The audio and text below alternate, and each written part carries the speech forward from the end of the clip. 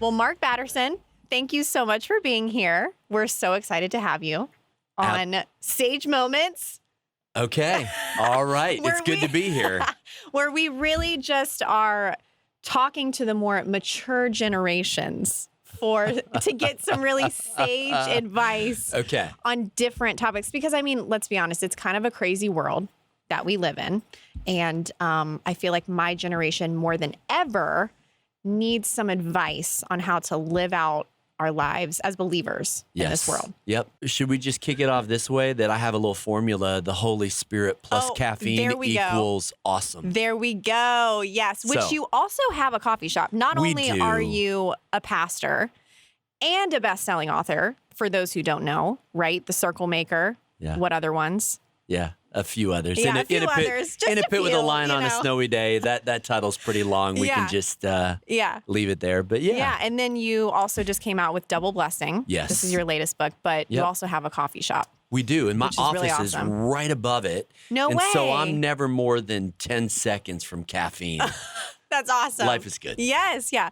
Well, let's go ahead. When I saw that you were coming to CBN, I knew I had to scoop you for Sage Moments because you're wise. Like you've lived some years, you do a lot of things, and I just knew I needed to talk to you, especially about this topic, which is about blessing and giving. So first things first, what exactly, like the title of your latest book is Double Blessing. What is a double blessing? Like what is that? How can we get that? Yeah.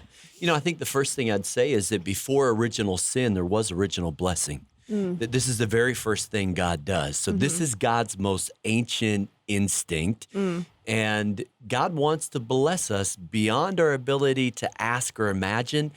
If you don't understand that, you're going to relate to God for the wrong reasons, and the entire algorithm of life is off. And so I think it's really important to know that blessing is God's default setting. But here's the key. When God blesses us, doesn't bless us just to raise our standard of living, blesses us to raise our standard of giving. Oh, that's good. So the secret of the double blessing is the first blessing is getting it. The double blessing is giving it away. And of course, this is as old as the Abrahamic covenant. We are blessed to bless. Yeah, I love that. And I think a lot of people forget that. A lot of people assume that God's blessing is just through wealth. Talk about how it's like not that, and that oftentimes blessing is disguised in other things. Yep. I think it's time, talent, and treasure. And if we're being honest with each other, the hardest thing for me to be generous with is my time. Yes. Because there's so little of it. Yeah. And then my talent. Like, it's hard to be generous with that. I think it's the treasure piece is actually the easiest. Yeah. And, I think we have to think about it holistically. So anytime someone blesses me in any form or fashion, and it can be a smile. Yeah. I try to flip the blessing. And so however I've been blessed, I take inventory, I keep track. Yeah. And then I find ways to bless other people in a similar way. Yeah, definitely. Well, I think one of the things about our culture today is a lot of Christians have the mindset of what can God do for me? Yeah. And oftentimes we kind of we should probably switch that mindset to what can I do for God? Yeah. And so how can we switch from the mindset of what can God do for me to what can I do for God? And is that better? Yep. What mindset is better in terms of following Jesus? Yeah. Can I just share the first thing that comes to mind? Yeah, absolutely. I have a spiritual father, a guy named Dick Foth, 78 years old. Wow. And he said there's two kinds of people in the world. There are people who walk into the room and say, "Here I am." They kind of announce themselves. It's sort of all about them. We know people like this. And then there are people that walk into the room and say, "There you are." It's all about the other person. Yeah. It's all about, tell me your story. I want to hear about what your life is like. Yeah. And I think the world needs more there you are kind of people. And so really, double blessing starts with this mindset that it's not about me. Yeah. It's all from God. It's all for God. And whatever God has blessed me with, it's my job to steward that blessing, Mm-hmm. blessing other people with it. That's good. Yeah. One of the things I also wanted to ask you is not to bash my generation, but Okay. I feel like even from personal experience, you said being a good steward of what God's given you. Yep. So a lot of times I feel like my generation, the millennial generation, wasn't ever taught how to like budget well. And so much so that millennials are now going to like adulting schools where you learn how to budget, you learn how to like plunge a toilet, you learn how to change the oil in your car. Yes. Is being a good steward of what God has already given you with your gifts, your talent, also wealth, Yeah. is that an integral part in how God is going to bless you in the future? Yeah, I think it is. If I zoom out a little bit, you only make a few major decisions in your life. Mm-hmm.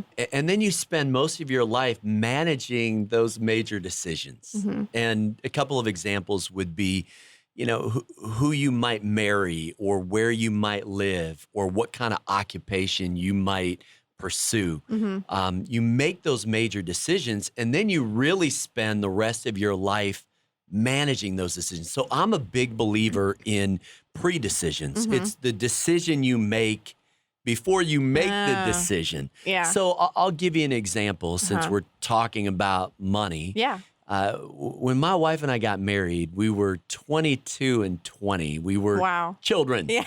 And we made a decision that we would never not tithe. And I think it's one of the best decisions we ever made. Yep. Now, Yep. I talk a little bit in the book. Our Yeah. goal is to reverse tithe, to live off of 10%, to give 90%. Wow. And here's I think the lie that we buy into if we're just going to keep it real. Yeah. Yes. Okay. Yes. Everybody thinks when I make more, I'll be more generous. Mm-hmm. No, you won't. No, you won't. It will be starts harder. now. Yeah. It'll be harder when you have more. You've Yeah. got to be generous when you don't have much time Yeah. or much treasure. Yeah. And if you're generous now, then God will bless that and multiply it.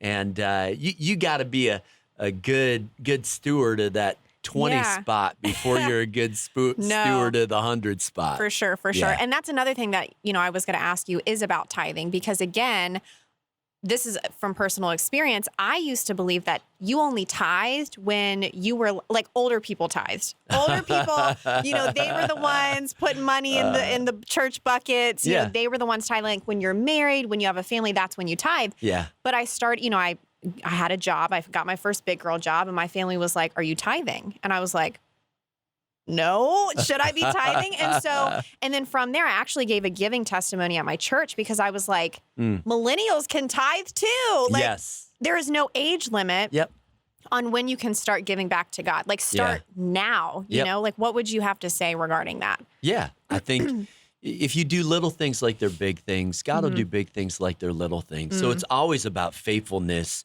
with a few things. And then God has a way of honoring that.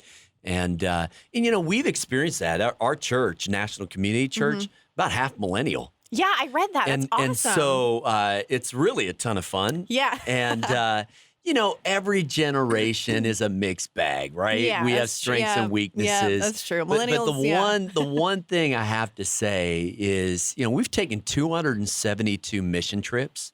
Wow. We resettle 65% of the refugees in the D.C. area. Wow. We have a very active ministry to our friends experiencing homelessness. You know who's doing all of that? It's millennials. And so I think what I love is that there is a generosity. I think there's a desire for faith that gets your hands dirty and is actually making a difference in serving people.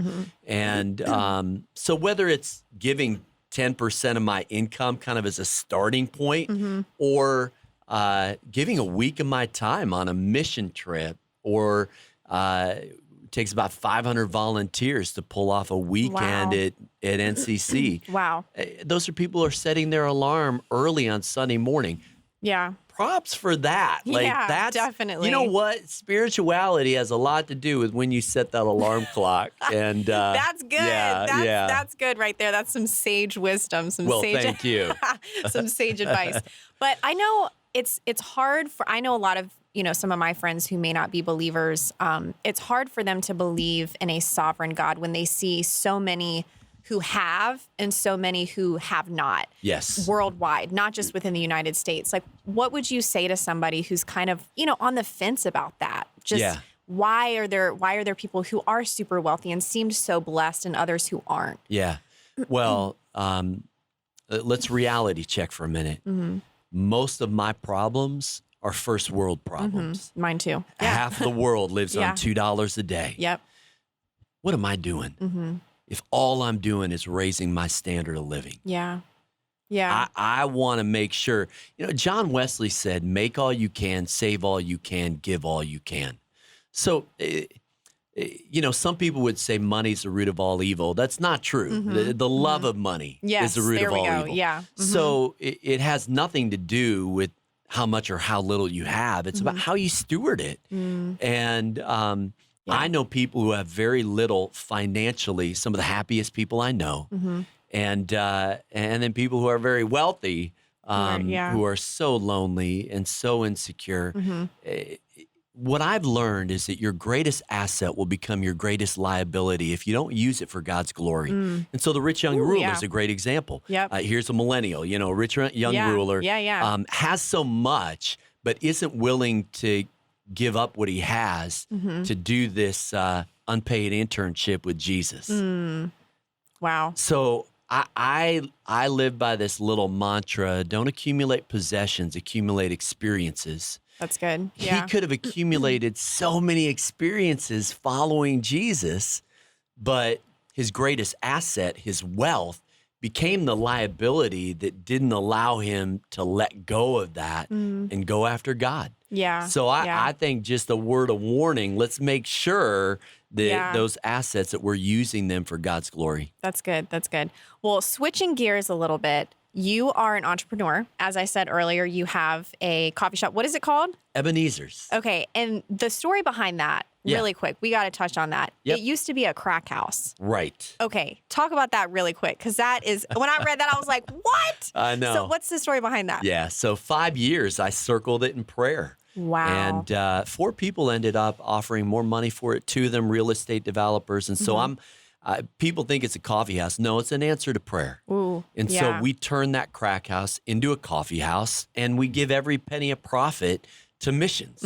So that's how awesome. is God not going to bless that, right? Yeah. And so I think a lot of it is just you do the right thing, and God is going to bless it. And so it's been voted the #1 coffee house in DC multiple times, and pretty fun story. So cool. And so, I think the church belongs in the middle of the marketplace. Yeah. In fact, I think for every church we plant, we probably ought to start a business. Absolutely. Yeah. I love that. We need to do business as mission. Yeah. And when we do that, God will bless it. Yeah. And that was my question is, I feel like there are a lot of millennials starting their own businesses, starting, branding themselves, doing this, doing that. How can somebody who has a very entrepreneurial spirit, really steward that well to move forward and bring things to fruition and not be like, oh, I have this idea, I have that idea, but I just don't know where to start kind of thing, Yeah. Well, I mean, first of all, you can't despise the day of small beginnings. So, which I think millennials have a problem with also because of social media. It's like, oh, well, why am I not there? Blah, blah, blah. So, yeah. Well, you have to be willing to make some sacrifices, to count the cost. And, we all want someone else's success without thinking about the sacrifices they made to get there. True. And so if you're an entrepreneur, much like being a church planter, you have to realize there is a risk of failure. And that's okay. Yeah. I don't know anybody who bats 1,000. Everybody, you're going to have some failures along the way. You just have to learn from them. So failure is poorly managed success. Success is well-managed failure. Okay. So our first attempt at church planning was a fail. Wow. In Chicago. Oh, and then goodness. we moved to D.C. and gave it another try. Well, guess what? We learned some lessons. And I think whether it's business or ministry or anything in life, the key is just learning those hard lessons, and it usually is from the mistakes we made or the failures that we've experienced. Yeah, that's good. That's so good. Well, one last question before you go. So if you were sitting with a millennial, hint, hint, over a cup of coffee, Okay. what piece of advice would you give that person? Whether it's, anything. And it could be anything. Could be regarding this, could be anything. Yeah. Yeah. Well, I'd say dream big, pray hard, think long. Let's start there. Yeah. But I might throw this out. Double bless. It's a book about blessing. Yeah. Yeah. But here's the reality. The blessings of God will complicate your life. Now, sin will complicate your life in a way that it should not be complicated. Yeah. Blessings will complicate it in a way it should be complicated. Ooh. So when my wife and I got married, guess what? It complicated our lives. Yeah. Praise God for a couple decades of complications. Wow. We have 3 complications named Parker, Summer, and Josiah. I can't imagine my life That's without those awesome. complications. Yeah.